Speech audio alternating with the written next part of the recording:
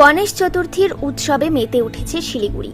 শহরের বিভিন্ন প্রান্তে চলছে জমজমাট গণেশ পূজা। তবে ডাবগ্রাম ফুলবাড়ি অঞ্চলের মধ্যে শান্তিনগরের গণেশ পুজো কমিটির মণ্ডপ বিশেষভাবে নজর কেড়েছে। এবারের মণ্ডপটি তৈরি হয়েছে বৃন্দাবনের প্রেম মন্দিরের আদলে, যা দর্শনার্থীদের আকর্ষণের কেন্দ্রে রয়েছে। এই বছর এই পুজো সপ্তম বর্ষে পা দিয়েছে। আর শুক্রবার দিন শুভ উদ্বোধন করেন রামকৃষ্ণ বেদান্ত আশ্রমের রাঘবানন্দ মহারাজ এবং ডাবগ্রাম ফুলবাড়ির বিধায়িকা শিখা চ্যাটার্জি। মণ্ডপটি দেখতে প্রতিদিন ভিড় জমাচ্ছেন অসংখ্য মানুষ। পুজোর পাশাপাশি রয়েছে নানা সাংস্কৃতিক অনুষ্ঠান, যা পুরো এলাকা জুড়ে উৎসবের আমেজ বাড়িয়ে দিয়েছে।